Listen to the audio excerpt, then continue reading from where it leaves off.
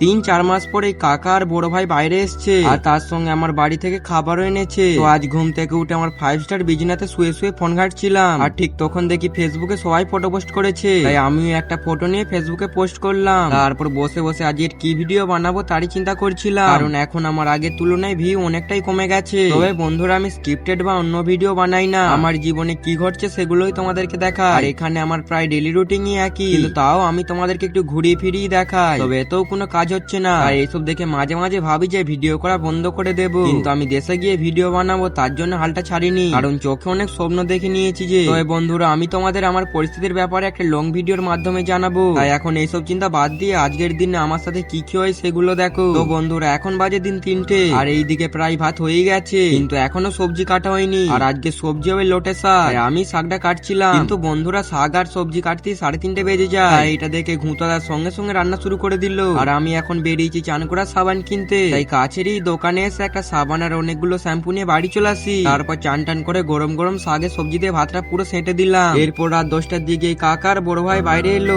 আবার 3-4 মাস পর, আর আমাদের বাড়ি থেকে খাবারও নিয়ে এসছে। তবে কি খাবার পাঠিয়েছে সেটা তোমাদের কাল দেখাবো।